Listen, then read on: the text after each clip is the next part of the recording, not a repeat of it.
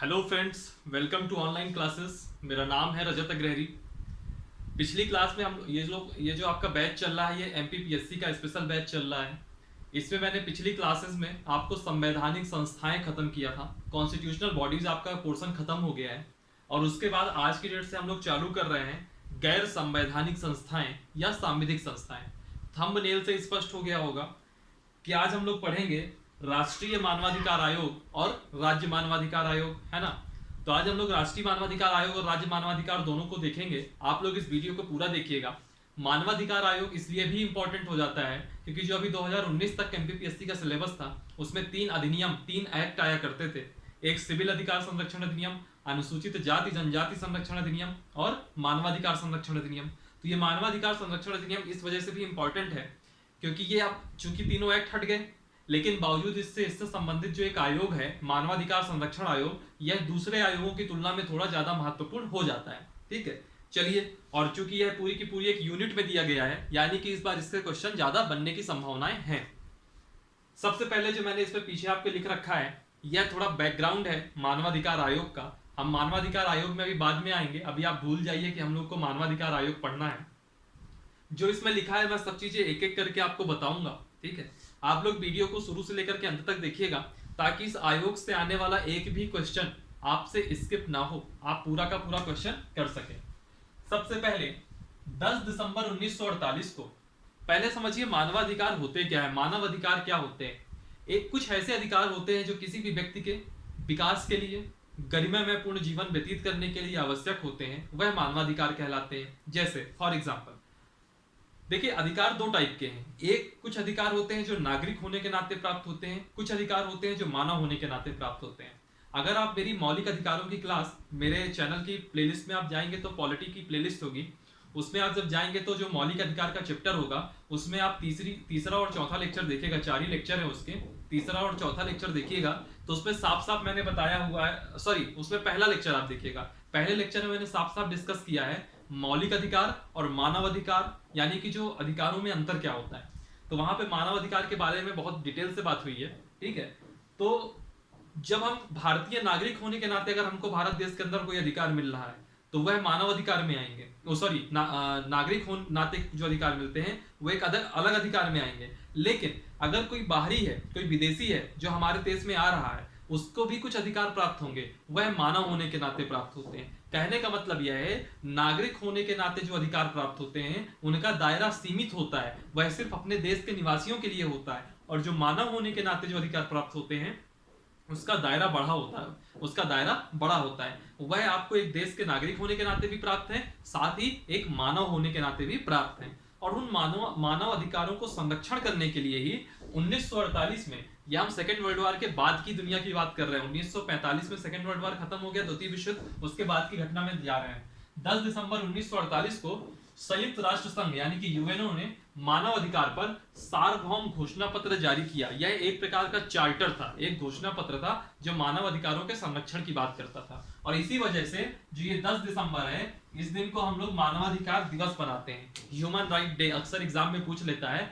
मानवाधिकार आयोग दिवस किस दिन मनाया जाता है, सॉरी मानवाधिकार दिवस किस दिन मनाते हैं, तो 10 दिसंबर को बनाते हैं। ठीक, फिर अंतरराष्ट्रीय मानवाधिकार आयोग का गठन होता है 1993 में। यह अंतरराष्ट्रीय मानवाधिकार आयोग था। अब चूंकि अंतरराष्ट्रीय मानवाधिकार आयोग बना तो उसको देखते देखते भारत में भी सब जगह भारत देश ने भी इंप्लीमेंट किया। तो मानव अधिकार संरक्षण अधिनियम अध्यादेश के द्वारा 28 सितंबर 1993 से लागू हुआ।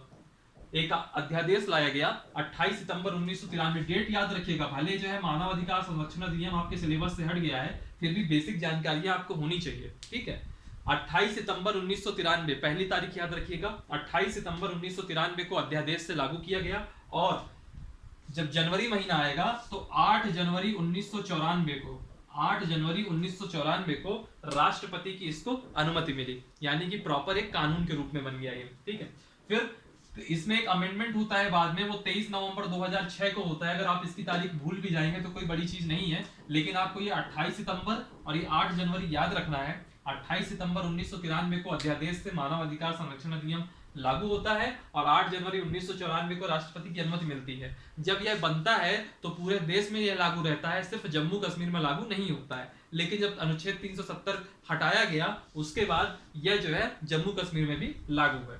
और इस अधिनियम में कुल 8 अध्याय हैं, 8 चैप्टर हैं और 43 धाराएं हैं।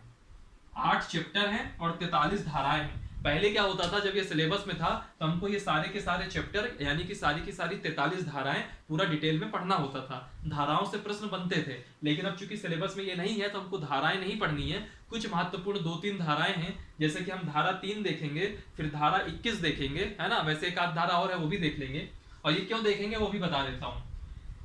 यही मानव अधिकार संरक्षण अधिनियम के अंतर्गत इसकी एक धारा थी, धारा 3, और धारा 3 के अंतर्गत लिखा था कि जो केंद्र सरकार है वह एक आयोग का गठन करेगी जो कि मानव अधिकारों के संरक्षण से संबंधित होंगे, और उसका नाम होगा राष्ट्रीय मानवाधिकार आयोग, नेशनल ह्यूमन राइट कमीशन। इसको हम इंग्लिश में कहेंगे शॉर्ट फॉर्म में NHRC।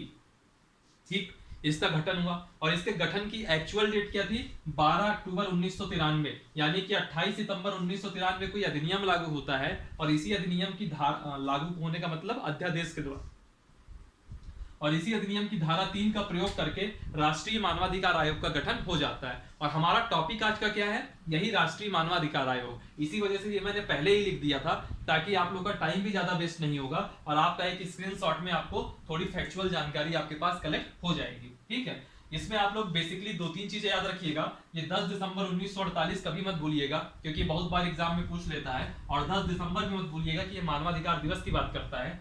मानवाधिकार आयोग का गठन किस दिन हुआ, तो ये 12 अक्टूबर 1993, डेट याद रखिए, ये वाला फैक्ट एक्स्ट्रा लिख दिया, समझ लीजिए। 12 अक्टूबर 1993 को आयोग का गठन होता है।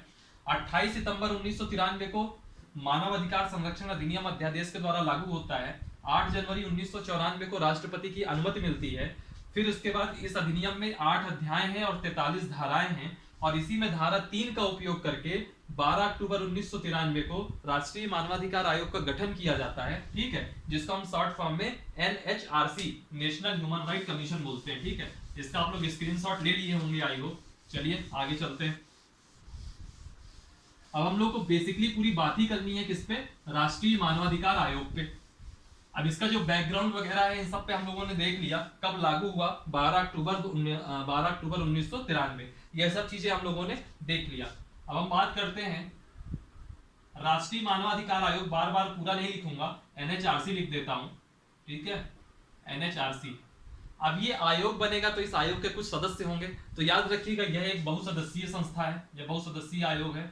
बहुसदस्यीय का मतलब क्या होता है कि एक से ज्यादा मेंबर होंगे, यह बहुसदस्यीय है। और कितने मेंबर हैं, तो ये भी मैं आपको बता दूं, इसमें आज की डेट में 6 मेंबर हैं। आज की डेट में 6 मेंबर हैं, पहले 5 होते थे, अब 6 हैं। 6 में भी एक अध्यक्ष हुआ, 5 अन्य मेंबर हुए। ये एक जो है अध्यक्ष होगा, और जो 5 होंगे यह आपके अन्य सदस्य होंगे। ठीक, जो 5 होंगे यह आपके अन्य सदस्य रहे होंगे। अब सबकी योग्यताओं को भी यही देख लीजिए। जो ये अध्यक्ष है, यह जो है सुप्रीम कोर्ट का मुख्य न्यायाधीश, यानी कि chief justice of India, supreme court का मुख्य न्यायाधीश या अन्य न्यायाधीश रहा हो। यानी कि आप सुप्रीम कोर्ट के अगर जज रहे होंगे और रिटायरमेंट होता है तो उसके बाद आप NHRC के अध्यक्ष बनाए जा सकते हैं। ठीक है, तो ये अध्यक्ष होने की एलिजिबिलिटी हो गई। फिर जो अन्य सदस्य हैं उनकी एलिजिबिलिटी सुनिएगा। अन्य सदस्य में पहले एक मेंबर की एलिजिबिलिटी सुनिए।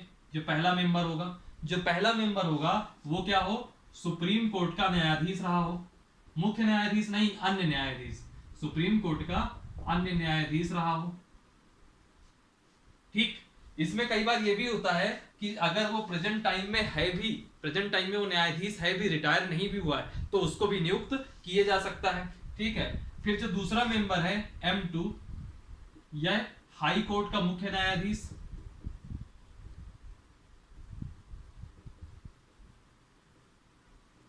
या अन्य न्यायाधीश रहा हो।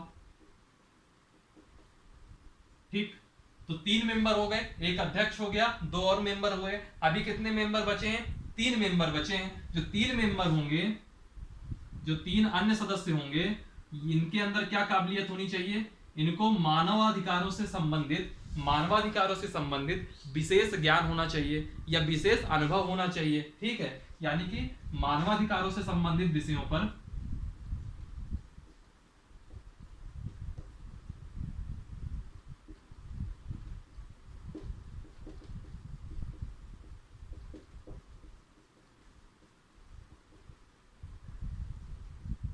मानवाधिकारों से संबंधित विषयों पर विशेष अनुभव होना चाहिए इन 3 अन्य सदस्यों को। और याद रखिएगा जो ये 3 अन्य सदस्य हैं इनमें से एक जो है महिला होनी चाहिए, ठीक। तो ऐसे करके पूरा स्ट्रक्चर बनता है। 6 सदस्यीय संस्था है, एक अध्यक्ष हो गया जो सुप्रीम कोर्ट का या तो मुख्य न्यायाधीश रहा हो या तो अन्य न्यायाधीश रहा हो, और जो मेंबर होंगे 5 उनमें से एक मेंबर सुप्रीम कोर्ट का न्यायाधीश रहा हो, दूसरा मेंबर हाई कोर्ट का मुख्य न्यायाधीश या अन्य न्यायाधीश रहा हो, ठीक है। 3 अन्य सदस्य जो होंगे वह मानवाधिकार से संबंधित जो विषय होते हैं उनके जानकार हों या उनका अनुभव रखते हों, और इन 3 सदस्यों में से एक महिला का होना कंपलसरी है। तो यह स्ट्रक्चर बनता है नेशनल ह्यूमन राइट कमीशन का। और एक चीज याद रखिएगा, ये जो 6 मेंबर हैं यह सब के सब कौन से सदस्य कहलाएंगे? यह सब आपके पूर्णकालिक सदस्य हैं, यानी कि ये हमेशा रहेंगे पूर्णकालिक सदस्य। और इन पूर्णकालिक सदस्यों के अलावा भी कुछ आयोग हैं, उन आयोगों के जो प्रमुख हैं यानी कि उन आयोगों के जो अध्यक्ष हैं वह भी एनएचआरसी के सदस्य माने जाएंगे। अब मैं बताता हूं कौन कौन से आयोग, जैसे राष्ट्रीय पिछड़ा वर्ग आयोग जो हमने अभी लास्ट क्लास में किया था, राष्ट्रीय पिछड़ा वर्ग आयोग, ठीक। अनुसूचित जाति आयोग, मैं बात पूरा नहीं लिख रहा हूं कि राष्ट्रीय भी लिखूं लास्ट में आयोग भी लिखूं। अनुसूचित जनजाति आयोग, ठीक। अल्पसंख्यक आयोग,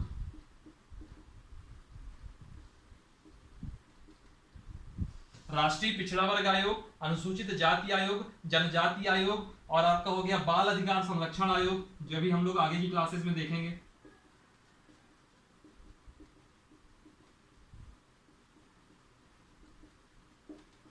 बाल अधिकार संरक्षण आयोग, महिला आयोग, राष्ट्रीय महिला आयोग, इसके भी हम बाद में देखेंगे अभी, राष्ट्रीय महिला आयोग। और जो दिव्यांगजन होते हैं अगर उनके लिए दिव्यांगजनों के जो कोई मुख्य आयुक्त वगैरह हो तो उनका भी, थोड़ा सा नॉइज आया होगा पीछे उसके लिए एक्सट्रीमली सॉरी, ठीक है। जो दिव्यांगजनों के मुख्य आयुक्त होते हैं यह सब, तो इनके जो अध्यक्ष होंगे वह भी एनएचआरसी के सदस्य माने जाएंगे। थोड़ा सा नॉइज आ रहा होगा पीछे उसके लिए एक्सट्रीमली सॉरी, 10 सेकंड में वो नॉइज चला जाएगा, ठीक है।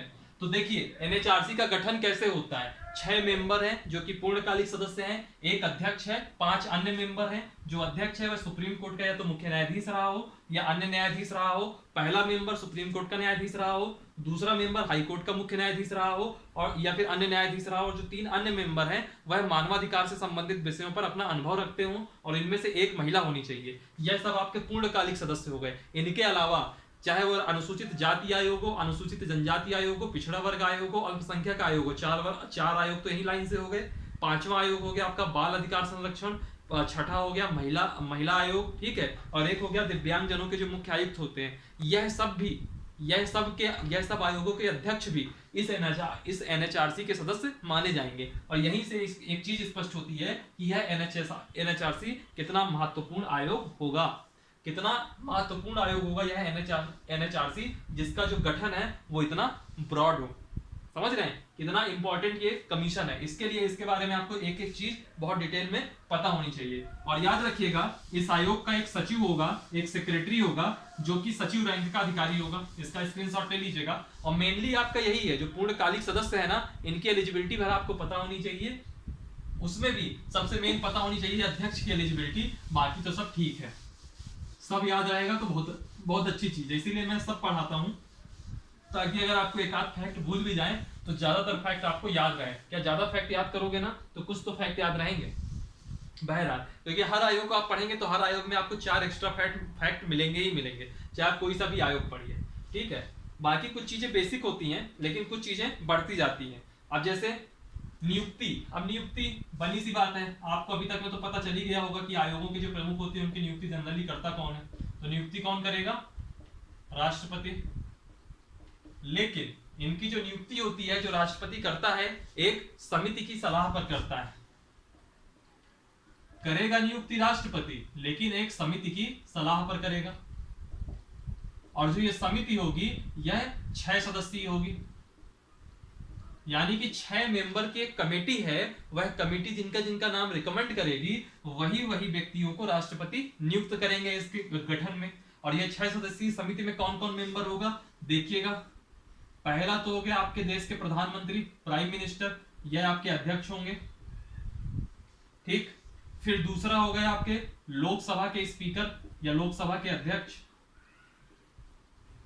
फिर हो गए आपके राज्यसभा के उपसभापति, राज्यसभा के उपसभापति जो अभी हरिवंश सिंह है, हरिवंश नारायण सिंह, ठीक है। और लोकसभा के अध्यक्ष कौन है? ओम बिरला। और प्रधानमंत्री बताने की जरूरत ही नहीं है। पीएम लोकसभा के अध्यक्ष, राज्यसभा के उपसभापति हो गया। फिर लोकसभा में विपक्ष के नेता, लोकसभा में लीडर ऑफ अपोजिशन, फिर राज्यसभा में लीडर ऑफ अपोजिशन, ठीक। कितने हो गए? 5 जन हो गए। और जो छठा मेंबर होगा वह पीएम द्वारा नामित कैबिनेट मंत्री, यानी कि कोई भी देश का जो कैबिनेट मंत्री होगा किसी एक को पीएम बोल सकते हैं कि उस समिति में आएगा। तो ये 6 लोग कुछ नामों को डिसाइड करेंगे और वह नाम भेजे जाएंगे राष्ट्रपति के पास और फिर राष्ट्रपति उनको नियुक्ति दे देगा, ठीक है। और याद रखिएगा, अगर नियुक्ति किसी सुप्रीम कोर्ट या हाई कोर्ट के वर्तमान जज से संबंधित है तो वैसी स्थिति में सुप्रीम कोर्ट से राष्ट्रपति को या मुख्य न्यायाधीश से राष्ट्रपति को परामर्श लेना होगा, ठीक है। अब बात आती है कि इनको, जैसे मान लीजिए 6 जन चुन लिए गए, 6 मेंबर थे तो 6 मेंबर चुन लिए गए इस समिति के द्वारा, राष्ट्रपति ने उनकी नियुक्ति कर दी। मान लीजिए कभी किसी को रिजाइन करना है तो वैसी स्थिति में क्या होगा? वह राष्ट्रपति को अपना पत्र संबोधित करके इस्तीफा कभी भी दे सकते हैं। वो बहुत बेसिक चीज है। फिर एक चीज याद रखिएगा, अगर पद मुक्ति देख लीजिए, अभी पिछले आयोगों में जो आपने पद मुक्ति देखी है ना, उसी से काफी हद तक इसमें भी मैच करेगा। पद मुक्ति कैसे होगी?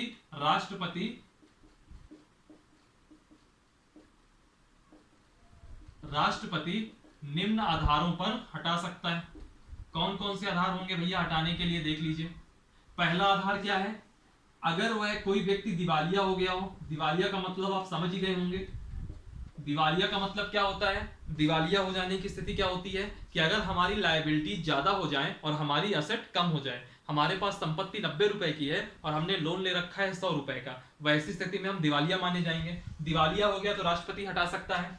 दूसरा पॉइंट यह है, मानसिक या शारीरिक रूप से अक्षमता हो जाए। मान लीजिए मेरे साथ ऐसी कोई दुर्घटना हो गई कि मेरा दिमाग काम करना बंद कर दे, या फिर किसी प्रकार के मेरे अंदर शारीरिक अपंगता आ गई जिसकी वजह से मैं कार्य करने में अक्षम हूं, और अगर राष्ट्रपति को ऐसा लग जाए तो ऐसी स्थिति में राष्ट्रपति उस व्यक्ति को पदमुक्त कर सकता है।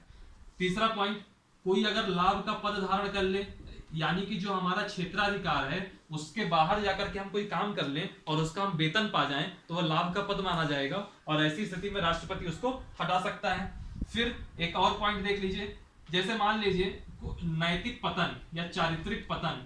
मान लीजिए कि आपको कोई ऐसा दंड दिया गया, अदालत के द्वारा आपको कोई ऐसा दंड दिया गया जिससे राष्ट्रपति को यह लगे कि यह आपके नैतिक या चारित्रिक पतन की बात करता है, तो वैसी स्थिति में भी राष्ट्रपति आपको हटा सकता है। और एक 5वां पॉइंट है, बहुत इंपॉर्टेंट है, साबित कदाचार। यानी कि आपने अगर संविधान का उल्लंघन किया है तो वैसी स्थिति में भी राष्ट्रपति आपको हटा सकता है। लेकिन राष्ट्रपति कभी भी साबित कदाचार का इल्जाम लगा के आपको नहीं हटा सकता। ऐसी स्थिति में क्या होता है, अगर आपके ऊपर साबित कदाचार यानी कि संविधान के उल्लंघन का मामला आता है तो ऐसी स्थिति में इस मामले की जांच सुप्रीम कोर्ट करेगा। मामले की जांच सुप्रीम कोर्ट करेगा,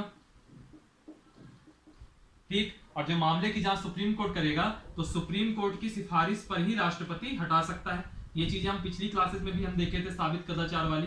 सुप्रीम कोर्ट की सिफारिश पर ही राष्ट्रपति हटा सकता है। और याद रखिएगा, जो भी सुप्रीम कोर्ट सिफारिश देगा वह सिफारिश बाध्यकारी होगी। ऐसा नहीं कि फिर आपका मूड चेंज हो जाए कि अरे छोड़ो कौन हटाए इसको, लेकिन सुप्रीम कोर्ट ने अगर कह दिया कि इसको हटाना है तो फिर आप हटाना ही पड़ेगा।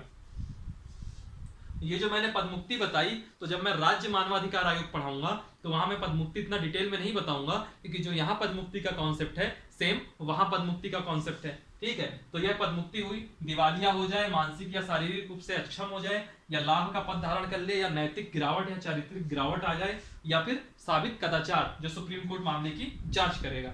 ठीक है, ये चीजें हो गई। फिर इसके बाद बात करते हैं कार्यकाल की।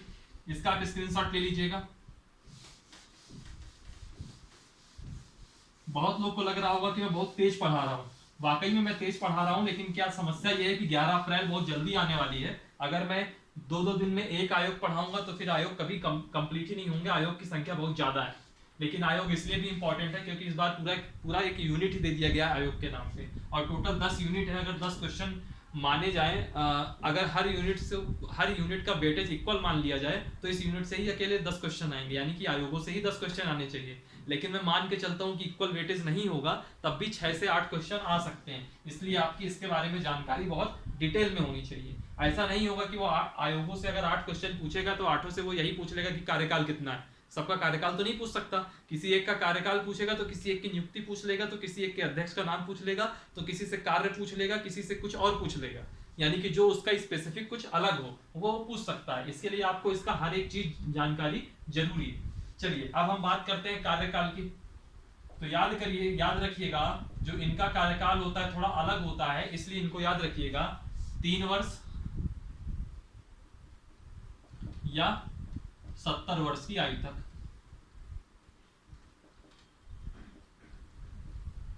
3 वर्ष का कार्यकाल होगा या 70 वर्ष की आयु तक होगा। और याद रखिएगा, जब रिटायर हो जाएंगे तो रिटायर होने पर 3 वर्ष या 70 वर्ष की आयु तो समझ गए होंगे, यानी कि जिस दिन मेरी नियुक्ति हुई उस दिन से 3 वर्ष तक, और अगर उसके पहले मेरी उम्र 70 वर्ष हो जाती तो जैसे ही 70 वर्ष मेरी उम्र होगी वैसे ही मैं रिटायर हो जाऊंगा। और रिटायर होने के बाद सेवानिवृत्त होने के बाद वह व्यक्ति जो जिसका रिटायरमेंट हुआ है किसी भी भारत या राज्य सरकार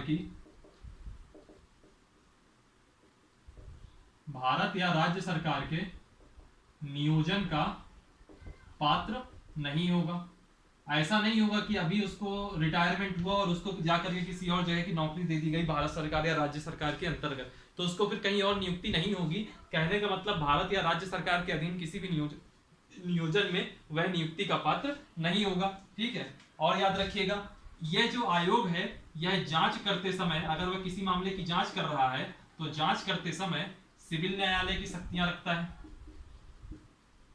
पॉलिटी की जो मेरा प्लेलिस्ट है उसमें आप जाएंगे तो उसमें जहां मैंने न्यायालय पढ़ाया है तो सबसे पहला लेक्चर होगा सुप्रीम कोर्ट का, दूसरा होगा सुप्रीम कोर्ट का क्षेत्राधिकार का, और तीसरा लेक्चर है उसमें हाई कोर्ट, उच्च न्यायालय और अधीनस्थ न्यायालय। तो अधीनस्थ न्यायालय के अंतर्गत सिविल न्यायालय वगैरह बहुत अच्छे से पढ़ाया है मैंने। जांच कराते समय सिविल न्यायालय की शक्तियां प्राप्त होगी आयोग को। ठीक, जांच करते समय सिविल न्यायालय की शक्तियां प्राप्त होगी। और याद रखिएगा, जो एनएचआरसी के जो अध्यक्ष या सदस्य हैं, जो एनएचआरसी के अध्यक्ष और जो सदस्य हैं, यह आईपीसी की धारा, इंडियन पीनल कोड की धारा 21 के अंतर्गत लोक सेवक माने जाएंगे। ये हमेशा याद रखिएगा। ये पहले बहुत क्वेश्चन पूछा करता था जब ये अधिनियम था, जब हमारे सिलेबस में अधिनियम था। भले ही सिलेबस से अधिनियम हट गया हो, लेकिन उसका एक फेवरेट क्वेश्चन आप यहाँ पे जरूर रखिएगा, क्योंकि वह अल्टीमेटली संबंधित तो आयोग के अध्यक्ष से ही है या आयोग के सदस्यों से ही संबंधित है। तो आईपीसी, इंडियन पीनल कोड की जो धारा 21 है, इसके अंतर्गत जो इसके अध्यक्ष और सदस्य होते हैं आयोग के, वह क्या माने जाएंगे? वह आपके लोक सेवक माने जाएंगे। ठीक है, पब्लिक सर्वेंट माने जाएंगे। ठीक है, एक पॉइंट ये हो गया। तीसरा पॉइंट देखिएगा, जो इनका वार्षिक प्रतिवेदन होगा डिफरेंट मुद्दों में, विभिन्न मुद्दों में जो इनकी राय होगी, सलाह होगी, परामर्श होगा, तो वह एक रिपोर्ट के रूप में आएगा। जो वार्षिक प्रतिवेदन होगा वह किसके लिए होगा? वह केंद्र सरकार के नाम पे होगा। वार्षिक प्रतिवेदन केंद्र सरकार को होगा। ठीक है, और एक चीज ये भी याद रखिएगा, अगर कभी अध्यक्ष की मृत्यु हो जाए या अध्यक्ष के पद का कभी वो इस्तीफा दे दे, यानी कि रिक्त की स्थिति हो जाए, तो रिक्त की स्थिति में राष्ट्रपति किसी सदस्य को अध्यक्ष नियुक्त कर सकते हैं। यानी कि जो 6 जन सदस्य हैं उनमें से किसी एक को वह उसका अध्यक्ष नियुक्त कर सकते हैं। जिसको हम कार्यवाहक अध्यक्ष कहते हैं। ठीक। अब एक लास्ट फैक्ट आता है राष्ट्रीय मानवाधिकार आयोग से, एक लास्ट फैक्ट है। पहला, कि इस आयोग के पहले अध्यक्ष कौन थे, और दूसरा वर्तमान अध्यक्ष कौन है। ठीक। तो जो वर्तमान अध्यक्ष हैं वह हैं justice H.L. Dattu. H.L. Dattu ये आज के वर्तमान अध्यक्ष हैं मानवाधिकार आयोग के, और जो पहले अध्यक्ष थे वह थे जस्टिस रंगनाथ मिश्रा।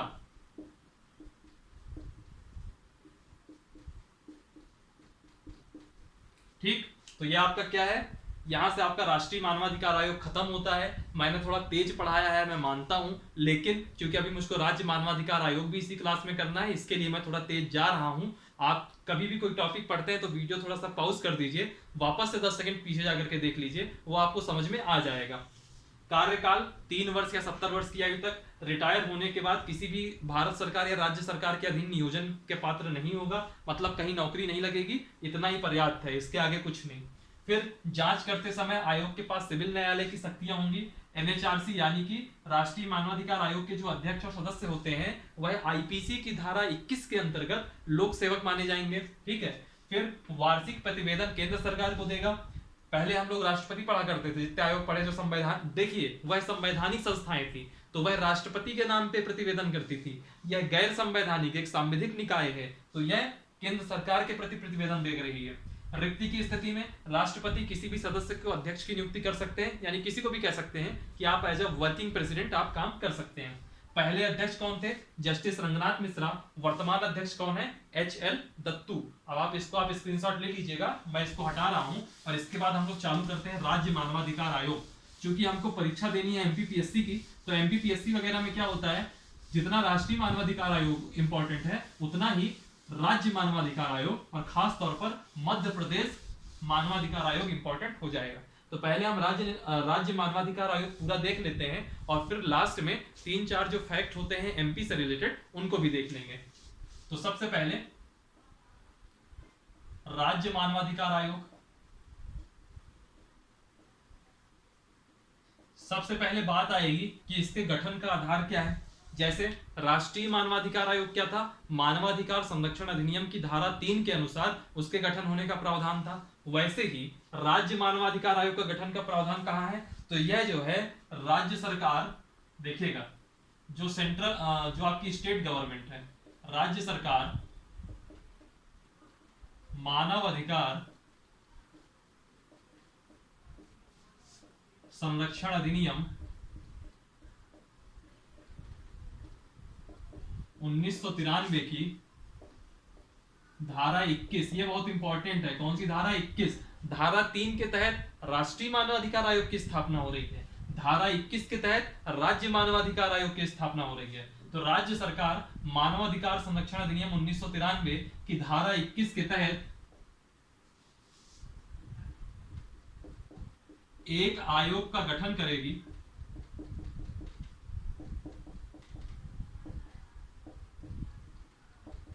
जिसका नाम राज्य मानवाधिकार आयोग होगा। तो आपको लग रहा होगा ये 2 लाइन लिखा है, इसका मतलब क्या है, क्या याद रखना है।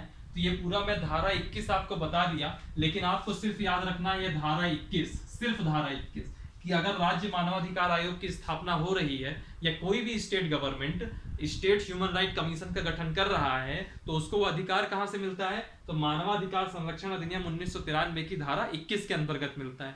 और इसी अधिनियम की धारा 3 के अंदर केंद्र सरकार को यह अधिकार मिलता है कि इस देश के लिए हम राष्ट्रीय मानवाधिकार आयोग का गठन करें, जिसका भी हम लोगों ने थोड़ी देर पहले कंप्लीट किया। अब हमको पढ़ना है राज्य मानवाधिकार आयोग, और यह धारा 21 के अंतर्गत है मानव अधिकार संरक्षण अधिनियम 1993 की। बहरहाल अब राज्य मानवाधिकार आयोग हो गया। सबसे पहले तो हम देखेंगे इसका गठन। इसका गठन राज्य मानवाधिकार आयोग के अंतर्गत कितने मेंबर होते हैं, तो याद रखिएगा जो राज्य मानवाधिकार आयोग है इसके अंतर्गत 3 मेंबर होंगे, 3 सदस्यीय होगी, और 3 सदस्यीय में क्या होगा 1+2, यानी कि एक अध्यक्ष होगा और जो ये दो होंगे ये अन्य सदस्य होंगे। एक अध्यक्ष होगा और दो अन्य सदस्य होंगे। जो ये अध्यक्ष है वह क्या, उसकी क्या योग्यता होनी चाहिए? जो ये अध्यक्ष है किसी उच्च न्यायालय का मुख्य या फिर अन्य न्यायाधीश रहा हो। यानी कि अगर आप हाई कोर्ट के मुख्य न्यायाधीश हो या अन्य न्यायाधीश रहे हो तो आपको राज्य मानवाधिकार आयोग का अध्यक्ष बनाया जा सकता है। और जो ये दो मेंबर बचे, जो दो अन्य सदस्य हैं, उनमें क्या एलिजिबिलिटी होनी चाहिए? तो एक मेंबर हो गया M1 और एक मेंबर हो गया M2। ठीक, तो जो पहला M1 मेंबर है उसकी दो योग्यताएं होनी चाहिए, या तो हाई कोर्ट का न्यायाधीश रहा हो, मुख्य न्यायाधीश नहीं अन्य न्यायाधीश, हाई कोर्ट का न्यायाधीश रहा हो, पहली योग्यता है, या फिर जिला न्यायाधीश का 7 वर्ष का अनुभव हो। अगर वो 7 वर्ष का जिला न्यायाधीश होने का अनुभव है तो भी वह इसका मेंबर बनाया जा सकता है। जिला न्यायाधीश होने का 7 वर्ष का अनुभव हो तो इस अनुभव के आधार पर भी उसको मानवाधिकार आयोग का सदस्य बनाया जा सकता है। और जो तीसरा मेंबर है जिसको मैंने M2 दिया है, इसकी योग्यता क्या है? तो इसकी योग्यता सिर्फ इतना है कि मानवाधिकार से संबंधित विषयों पर, मानवाधिकार संबंधी विषयों पर अनुभव हो। अगर मानव अधिकार से संबंधित विषयों पर अनुभव है तो भी उसको राज्य मानवाधिकार आयोग का एक सदस्य बनाया जा सकता है। और याद रखिएगा जो ये आयोग है यह राज्य सूची और समवर्ती सूची के विषयों पर अगर कहीं भी ह्यूमन राइट्स का वायलेशन होता है तो यह उसकी जांच करेगा। यानी कि राज्य सूची और जो समवर्ती सूची होती है, इन दोनों के विषयों पर अगर किसी भी प्रकार के ह्यूमन राइट्स का वायलेशन होता है तो उसकी जांच करने का अधिकार राज्य मानवाधिकार आयोग को होगा। और याद रखिए जो केंद्र सरकार है, जैसे क्या होता है जो यूनियन टेरिटरीज होती हैं, संघ शासित प्रदेश होते हैं, तो हर जगह मानवाधिकार आयोग तो नहीं है कि केंद्र शासित प्रदेश के अंदर पे भी एक केंद्र शासित प्रदेश के स्तर का मानवाधिकार आयोग स्थापित कर दिया जाए। तो वैसी स्थिति में क्या होता है, केंद्र सरकार कहती है, जैसे मान लीजिए कि पांडिचेरी है, तो पांडिचेरी में अगर कोई ऐसा कुछ, पुदुचेरी जिसको कहते हैं, पुदुचेरी में अगर कभी कुछ ऐसा मानवाधिकार वायलेशन का मामला आता है तो केंद्र सरकार क्या करेगी, तमिलनाडु की जो मानवाधिकार आयोग होगा, तमिलनाडु का जो राज्य मानवाधिकार आयोग होगा, उससे कहेगी कि आप जाकर के पुदुचेरी वाले मामले को टेक ऑन कर लीजिए। तो पुदुचेरी वाले मामले को भी वहां की राज्य सरकार देखेगी। तो कहने का मतलब यह है कि अगर किसी यूनियन टेरिटरी के मानवाधिकार के उल्लंघन का मामला आता है तो उस मामले को केंद्र सरकार किसी भी राज्य सरकार के या किसी भी राज्य के मानवाधिकार आयोग से कह सकती है कि आप जाके उस मामले को देख लीजिए। और अमूमन वो उसी राज्य से कहती है जो उस राज्य का जो बाउंड्री लग रहा हो। जैसे पांडिचेरी है तो वो काफी हद तक तमिलनाडु से इंस्पायर है तो तमिलनाडु हो गया। इवन पांडिचेरी की जो हाईकोर्ट होती है वह भी तमिलनाडु में ही स्थापित है। बहरहाल एक तो मामला ये हो गया। दूसरा, जो दिल्ली की यूनियन टेरिटरी है उसमें अगर कभी ह्यूमन राइट का वायलेशन होता है तो उसमें ह्यूमन राइट के वायलेशन के मामले की जांच कौन करेगा? तो कोई राज्य का मानवाधिकार आयोग नहीं करेगा बल्कि केंद्र का मानवाधिकार आयोग वहां की जांच करेगा। ठीक है, एक छोटा सा ये फैक्ट हुआ। इसके बाद याद करिए हम लोगों ने पहले क्या पढ़ा था, नियुक्ति पढ़ी थी। तो यहाँ पे भी आप नियुक्ति देखिए, वहां हमने देखा था नियुक्ति कौन करता था, तो वहां पर नियुक्ति राष्ट्रीय मानवाधिकार आयोग में नियुक्ति कौन करता था? राष्ट्रपति। तो यहां कौन करेगा? यहां नियुक्ति करेगा राज्यपाल। वहां राष्ट्रपति जो नियुक्ति करता था एक समिति की सिफारिश पर करता था, तो जो राज्यपाल है यह भी एक समिति की सिफारिश पर करेगा।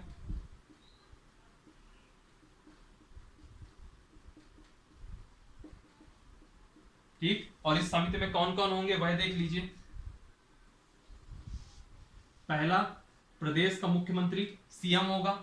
दूसरा, सीएम द्वारा नामित कोई मंत्री होगा, यानी कि सीएम अपने प्रदेश के राज्य स्तर का कोई भी जो कैबिनेट मिनिस्टर होगा उसको कह सकते हैं कि यह भी इसमें टीम में शामिल होगा। दूसरा, लीडर ऑफ अपोजिशन होगा, एलओपी होगा, किसका? विधानसभा का। ठीक है, फिर विधानसभा का अध्यक्ष होगा। विधानसभा का अध्यक्ष होगा। कितने लोग गए? 4 लोग हो गए। लीडर ऑफ अपोजिशन हो गया, सब कुछ हो गया। और मान लीजिए मान लीजिए कोई ऐसी सिचुएशन हो गई कि वहां पे विधान परिषद भी है, जैसे कि 6 राज्य हैं, यूपी है, बिहार है, कर्नाटक है, महाराष्ट्र है, आंध्र है और तेलंगाना है। तो 6 राज्यों में क्या है, विधान परिषद भी है, द्विसदनीय व्यवस्था है। यह सब चीजें आप डिटेल से पढ़ सकते हैं।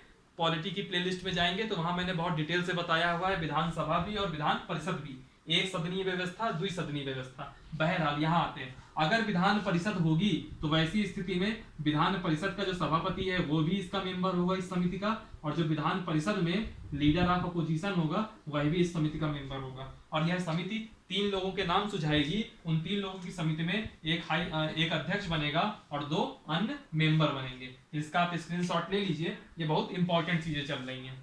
ठीक, चलिए नियुक्ति देख लिए। नियुक्ति के बाद क्या देखेंगे, पदमुक्ति।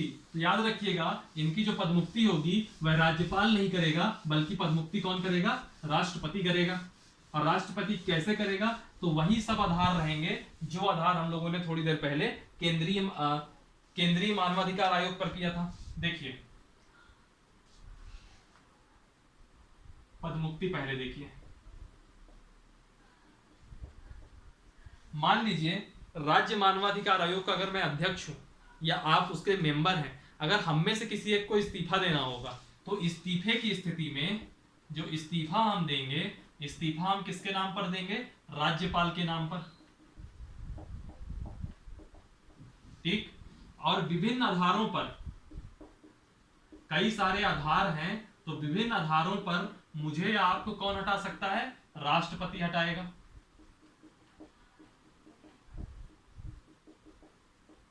विभिन्न आधारों पर कौन हटाएगा, राष्ट्रपति हटाएगा।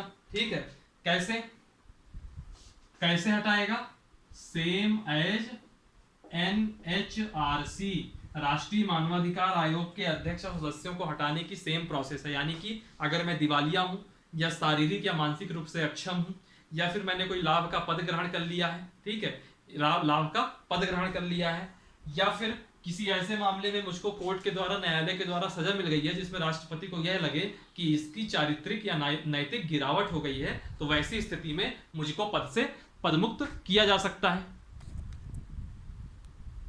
थोड़ा सा कम क्लियर आ रहा है क्या?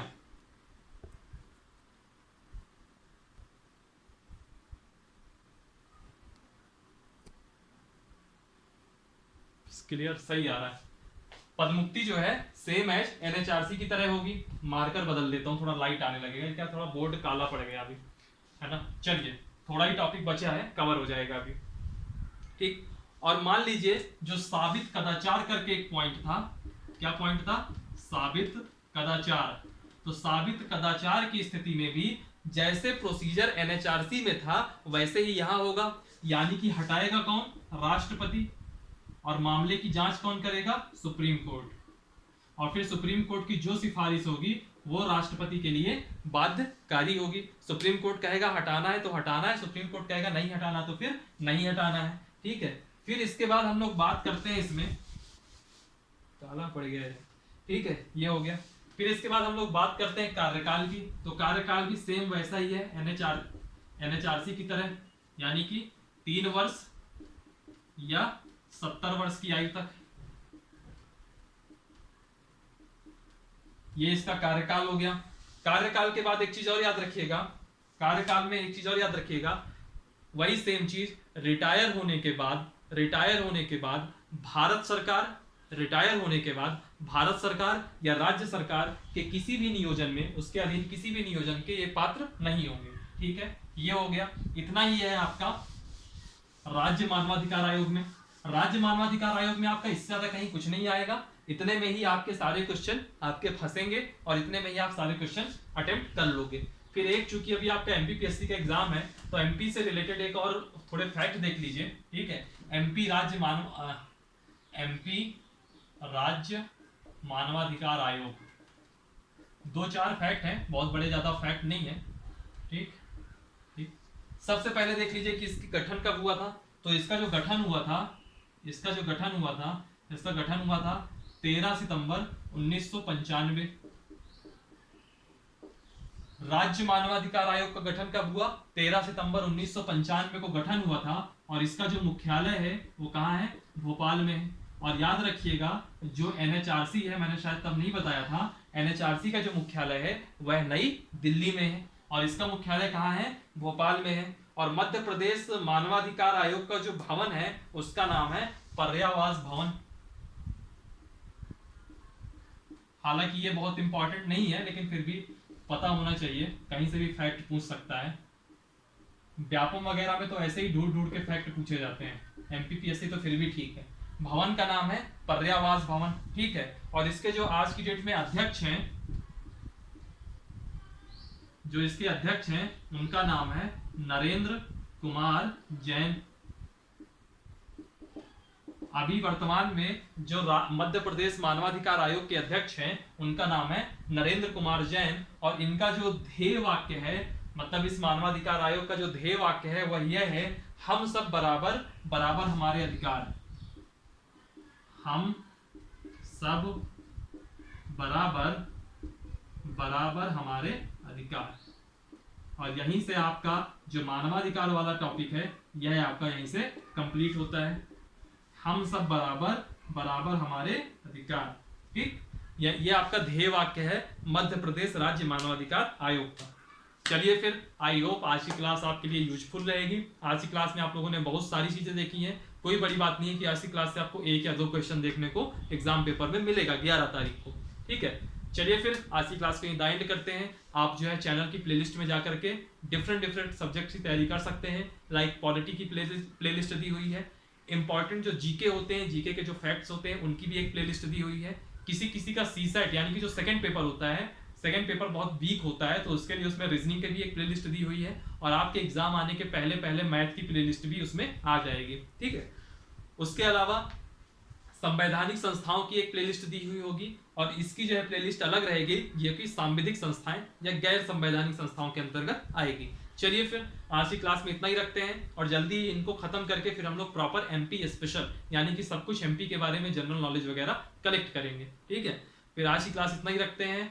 हंसते रहिए, पढ़ते रहिए। Thank you for watching, thank you so much. Video को लाइक कीजिएगा, कमेंट कीजिएगा, चैनल को सब्सक्राइब कीजिएगा और साथ ही इस चैनल को लिंक को शेयर कीजिएगा। डिस्क्रिप्शन बॉक्स में टेलीग्राम की लिंक हुई होगी, उसको जो है आप लोग जरूर ज्वाइन कीजिएगा, वो आपके एग्जाम के लिए बहुत ज़्यादा यूजफुल रहेगा। और आज के लिए इतना ही रखते हैं। Thank you so much.